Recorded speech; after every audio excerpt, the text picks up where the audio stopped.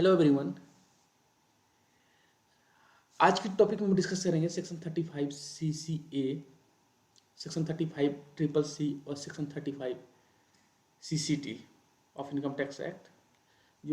ये तीनों जो सेक्शन है हमारा किस चैप्टर से रिलेटेड है? PGPP से।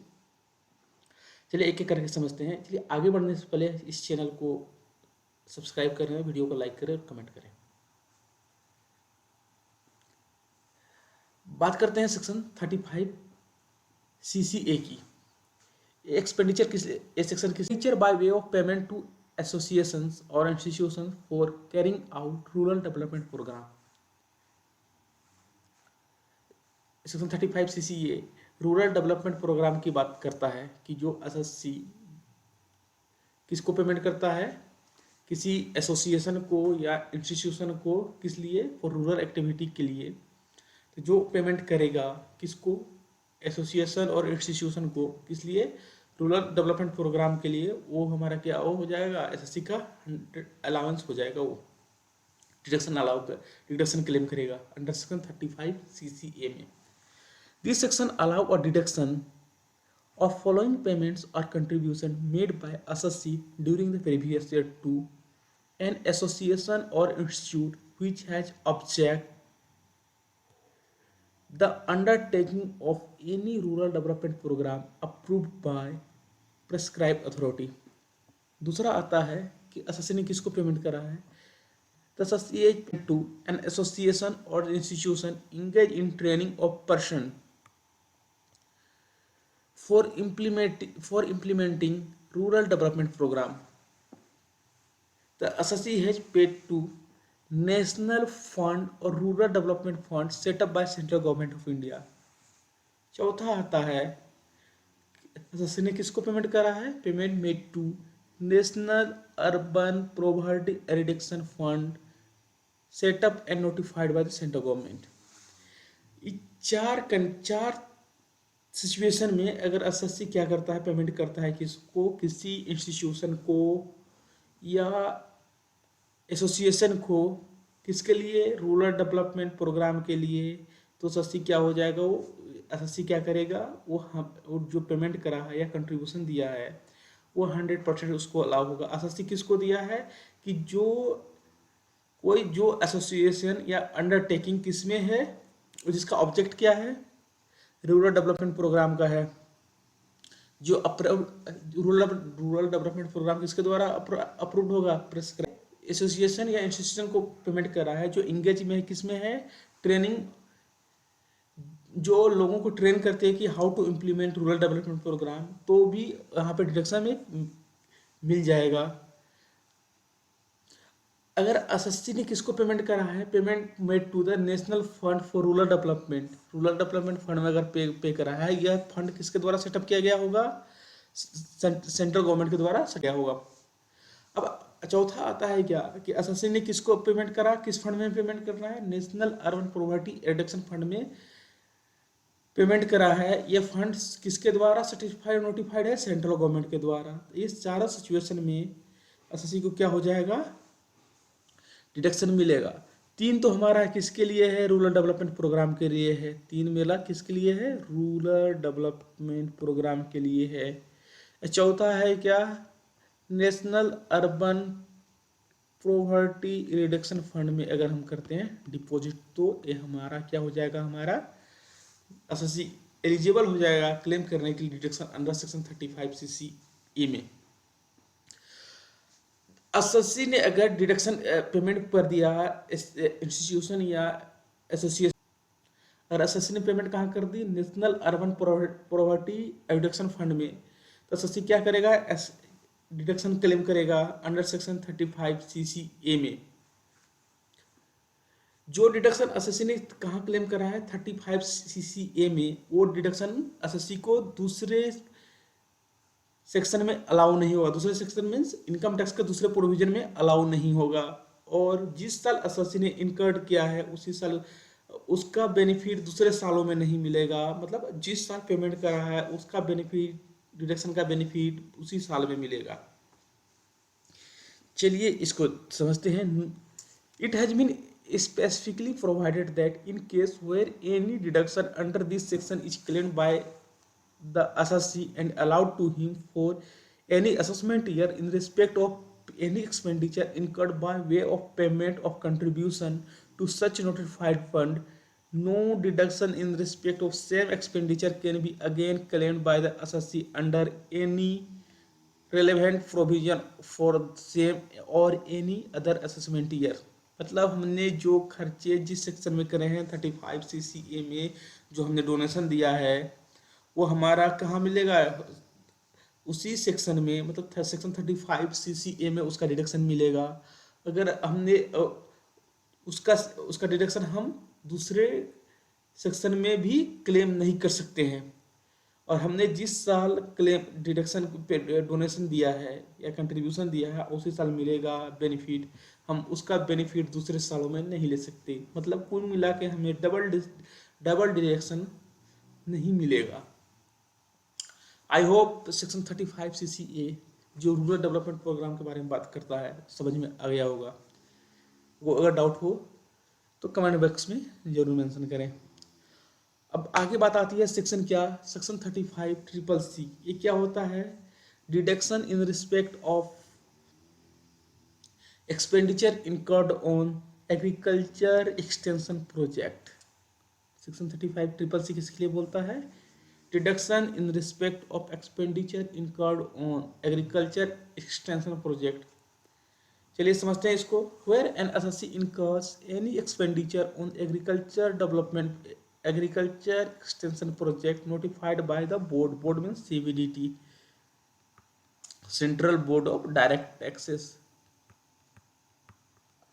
In this behalf, in accordance with the guideline, age may be prescribed, then there shall be allowed 100%, there shall be allowed deduction of 100% of such expenditure। अगर असेसी ने क्या करा है, कहाँ एसएससी कहाँ एक्सपेंडिचर इनकर कर रहा है, एग्रीकल्चर एक्सटेंशन प्रोग्राम में प्रोजेक्ट में जो सीबीडीटी के द्वारा नोटिफाइड है, वो डिडक्शन क्या हो जाएगा, जितने इनकर्ड कर रहा है किस लिए, एग्रीकल्चर एक्सटेंशन प्रोजेक्ट के लिए वो 100% खर्चे अलाउ हो जाएंगे। फिर वही बात बोल रहा है यहाँ पे कि जो डिडक्शन हमने एक बार क्लेम कर लिया अंडर सेक्शन 35CCC में, उसका डिडक्शन हमें दूसरे सेक्शन में भी अलाउ नहीं होगा। जो डिडक्शन हमने एक साल मिल गया उसका बेनिफिट हम दूसरे सालों में क्लेम नहीं कर सकते हैं। कुल मिलाकर हमें डबल डिडक्शन का बेनिफिट नहीं मिलेगा। Where deduction claimed and allowed for any assessment year in respect of any expenditure referred to in section 35CCC subsection 1, deduction shall not allowed in respect of such expenditure under any other provision of the Income Tax Act for the same or any other assessment year। अब project है agriculture extension project, वो क्या होना चाहिए, ये notified होना चाहिए। Notified कौन करेगा इसको, सीबीडीटी करेगी। सीबीडीटी मतलब central board of direct taxes. The agriculture extension project eligible for deduction shall be notified by CBDT. Thus, the agriculture extension project shall be considered for notification if it fulfills all the following conditions। इसमें क्या है,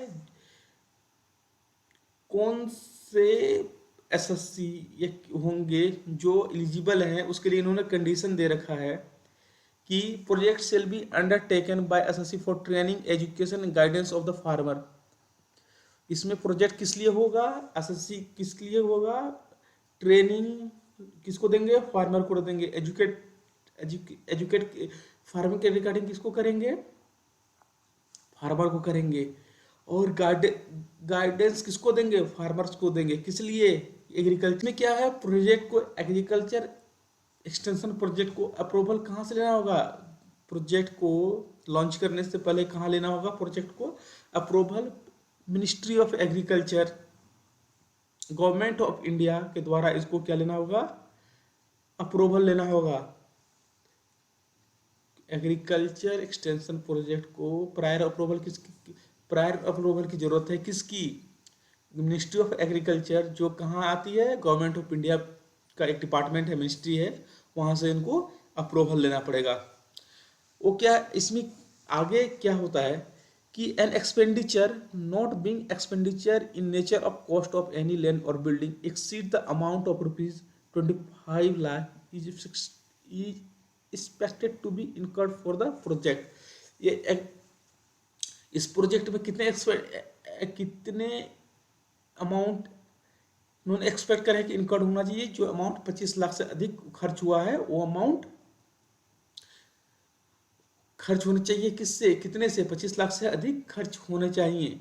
और उसमें 25 लाख जो खर्च होगा उसमें क्या इंक्लूड नहीं होगा, कॉस्ट ऑफ लैंड और बिल्डिंग इंक्लूड नहीं होगा। मतलब एग्रीकल्चर एक्सटेंशन प्रोजेक्ट के लिए एसएससी एलिजिबल होगा। उसके 3 कंडीशन हैं, क्या है वो प्रोजेक्ट किस लिए होना चाहिए, एसएससी का प्रोजेक्ट जो है एग्रीकल्चर एक्सटेंशन प्रोजेक्ट किसके लिए होना चाहिए, वो फार्मर के लिए होना चाहिए, जो फार्मर की ट्रेनिंग, एजुकेशन और गाइडेंस, जो फार्मर को गाइड करेगा उस प्रोजेक्ट, उसके लिए होना चाहिए। प्रोजेक्ट का अप्रूवल मिनिस्ट्री ऑफ एग्रीकल्चर से लेना होगा। जो एक्सपेंडिचर इस प्रोजेक्ट पे करने हैं एग्रीकल्चर एक्सटेंशन प्रोजेक्ट पे, वो क्या होगा, 25 लाख से अधिक का होना चाहिए, जिसमें बिल्डिंग और लैंड की कॉस्ट इंक्लूड नहीं है। अब बात आती है क्लेमिंग फॉर डिडक्शन। जो एसएससी क्या करेगा, डिडक्शन क्लेम करेगा, उसके लिए भी 3-4 कंडीशन दिए हुए हैं। एसएससी को क्या करना होगा, एग्रीकल्चर एक्सटेंशन प्रोजेक्ट के बुक्स ऑफ अकाउंट को सेपरेट मेंटेन करने होंगे, और उसका ऑडिट किससे करवाना होगा, उसका ऑडिट करवाना होगा सीए से, चार्टर्ड अकाउंटेंट से। एसएससी को क्या करना होगा, रिटर्न फाइल करने से पहले कमिश्नर ऑफ इनकम टैक्स और डायरेक्टर ऑफ इनकम टैक्स को audited accounts along with the audit report and deduction claim under section 3C submit करना होगा। कब, रिटर्न फाइल करने से पहले पहले किसको, कमिश्नर ऑफ इनकम टैक्स को और डायरेक्टर ऑफ इनकम टैक्स को। उसके बाद एसएससी को क्या करना होगा, नोट किसको देना होगा, note on agriculture projects is undertaken.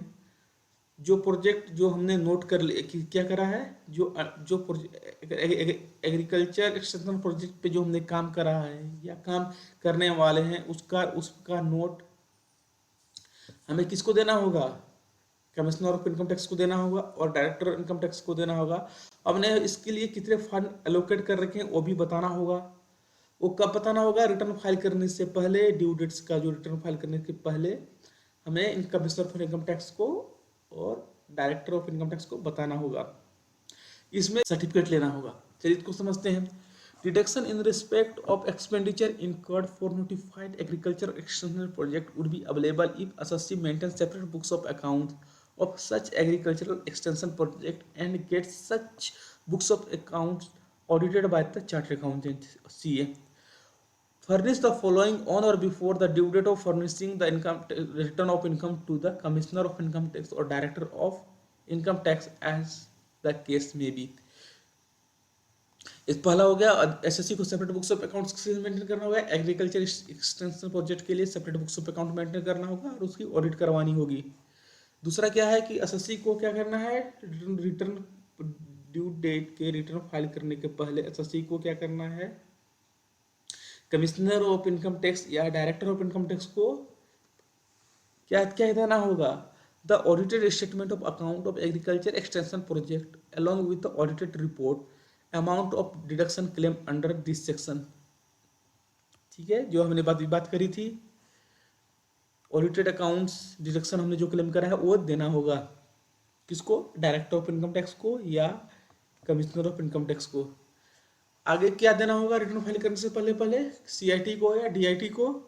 Note on agriculture project undertaken, जो हमने जो प्रोजेक्ट हमने अभी तक किए हैं उस पर नोट, या जो करने वाले हैं उस पर नोट, और financial allocation of such programme, हमने जो फंड जो एलोकेट कर रखा है सच प्रोग्राम के लिए, प्रोग्राम के लिए, एग्रीकल्चर एक्सटेंशन प्रोजेक्ट के लिए, हमें इसका एक नोट देना होगा किसको, income tax commissioner of income tax को और डायरेक्टर ऑफ इनकम टैक्स को। हमें उसके बाद सबमिट क्या करना होगा, चलिए एक एक करके देखते हैं। A note on agriculture project undertaken and program of the agriculture extension project to be undertaken during the current year and financial allocation of such program. ठीक है, आगे क्या बोलता है, a certificate from the ministry of agriculture government of India regarding the genuineness of such project. ठीक है, ये हमें आई होप ये भी सेक्शन आप लोगों को क्लियर हो गया होगा। सेक्शन 35 ट्रिपल सी, कोई डाउट हो तो कमेंट बॉक्स में जरूर डालें इसको।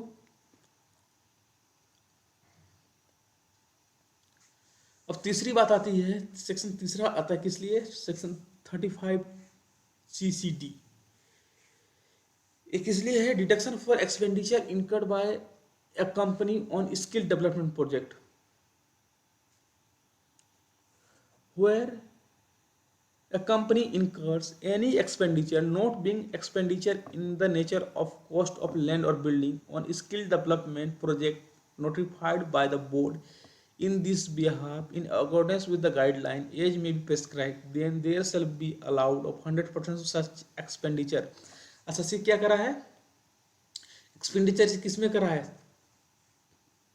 एक्सपेंडिचर स्किल डेवलपमेंट प्रोजेक्ट के लिए किया गया है, जो नोटिफाइड है बोर्ड के द्वारा, सीबीडीटी के द्वारा, और उसके द्वारा जो गाइडलाइन है उसका जो प्रेस्क्राइब किया है उसके गाइडलाइन के अकॉर्डिंग हम स्किल डेवलपमेंट पे प्रोजेक्ट पे जो खर्च कर रहे हैं वो हमें क्या हो जाएगा, 100% डिडक्शन अलाउ होगा। जो हमें डिडक्शन अलाउ होगा उसमें क्या इंक्लूड नहीं होगा, कॉस्ट ऑफ लैंड और कॉस्ट ऑफ बिल्डिंग उसमें इंक्लूड नहीं होगा।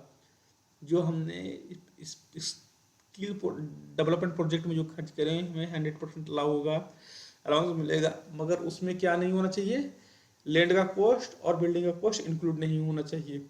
स्किल डेवलपमेंट प्रोग्राम क्या होगा, बोर्ड द्वारा नोटिफाइड होगा, और जो हमने खर्च करे होंगे गाइडलाइन जो प्रेस्क्राइब किया गया है बोर्ड के द्वारा उस गाइडलाइन के अकॉर्डिंग से हमने अगर स्किल डेवलपमेंट प्रोजेक्ट में हमने अगर खर्च करे हैं तो हमें 100% डिडक्शन अलाउ होगा। अगर हमने जो खर्चे का जो नेचर है इसमें स्किल डेवलपमेंट प्रोजेक्ट का जो हमने खर्च करे हैं अगर वो नेचर रीअम्बर्सेबल नेचर का है या रिम्बर्स हो जाता है किसी थर्ड पार्टी से या किसी थर्ड एजेंसी से तो वो हमें अलाउ नहीं होगा डिडक्शन।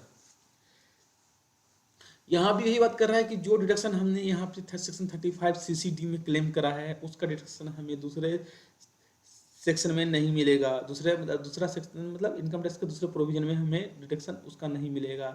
अगर हमने जो डिडक्शन एक साल क्लेम कर लिया उसका बेनिफिट हमें दूसरे सालों में डिडक्शन का बेनिफिट नहीं मिलेगा, मतलब डबल डिडक्शन का बेनिफिट हमें नहीं मिलेगा।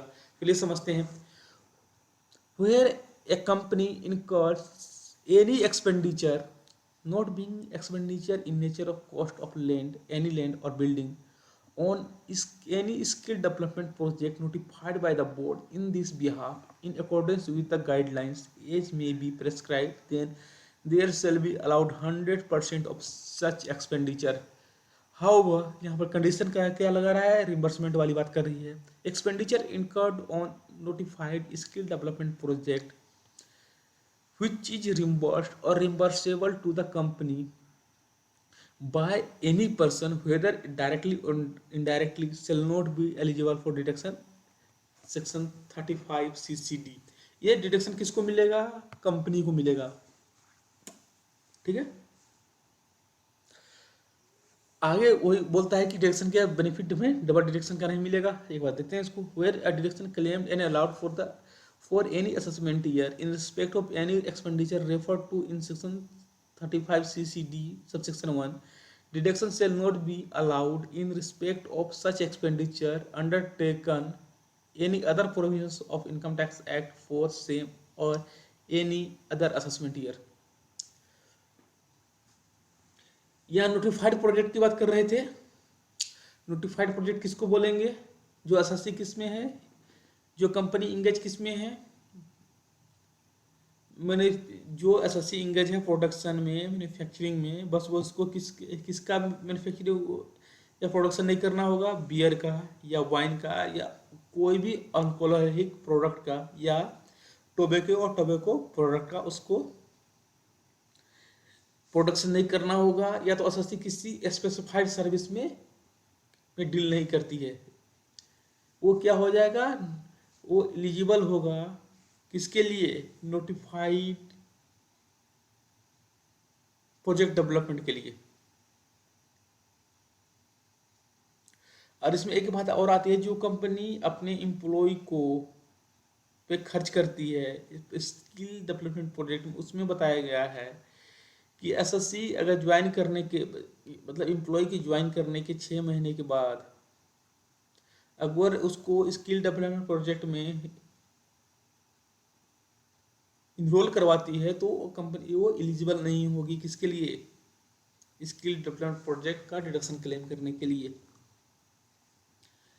चलिए एक एक करके समझते हैं। A skill project A skill development project would be considered for notification if it is undertaken by an eligible company, a company engaged in the business of manufacturing or production of any article or thing not being beer, wine or other alcoholic spirit or tobacco and tobacco preparations और engage in providing specified services। मतलब वही beer में जो SSC क्या है किसमें engage है, article और थिंग के प्रोडक्शन में इंगेज है, बस उसको क्या नहीं चाहिए, बियर वाइन और अदर अल्कोहलिक स्पिरिट का प्रोडक्शन नहीं कर रही हो और टोबैको का प्रोडक्शन नहीं कर रही हो या स्पेसिफाइड सर्विस प्रोवाइड नहीं कर रही है, तो केस किस हो जाएगा, वो एलिजिबल है किसके लिए, स्किल डेवलपमेंट प्रोजेक्ट के लिए। और एसएससी उसमें क्या करेगा, जो कंपनी जो है क्या करेगी, project is undertaken in separate facility in training institute. जो प्रोजेक्ट कहाँ होगा, वो ए स्पेशल फैसिलिटी किसके लिए दे देगी, ट्रेनिंग के लिए, वो इसके लिए अलग इंस्टीट्यूट होगा।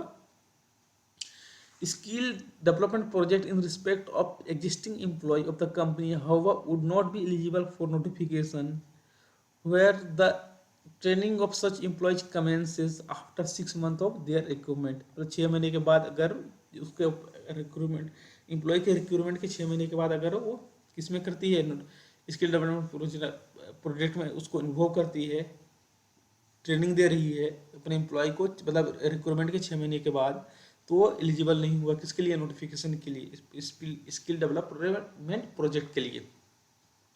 इसमें भी बोलता है क्या है, एसएससी को सेपरेट बुक्स पे अकाउंट मेंटेन करना होगा, उसका ऑडिट करवाना होगा। सब इस एसएससी को कंपनी को सेपरेट बुक्स ऑफ अकाउंट किसके लिए मेंटेन करना होगा, स्किल डेवलपमेंट प्रोजेक्ट के लिए अलग से अकाउंट सेपरेट अकाउंट्स मेंटेन करने होंगे और उसका ऑडिट करवाना होगा। और जो एसएससी को क्या करना है, audited statement of accounts of skill development project along with audited report amount of deduction claim under this section to the commissioner of income tax और director of income tax as the case may be. SSC क्या करेगा, audit statement और जो उसने deduction claim करा है under section किसमें 35 CCD में, उसका डिडक्शन उस पे उसका रिपोर्ट किसको फर्निश करेगा, कमिश्नर ऑफ इनकम टैक्स को और या डायरेक्टर ऑफ इनकम टैक्स को।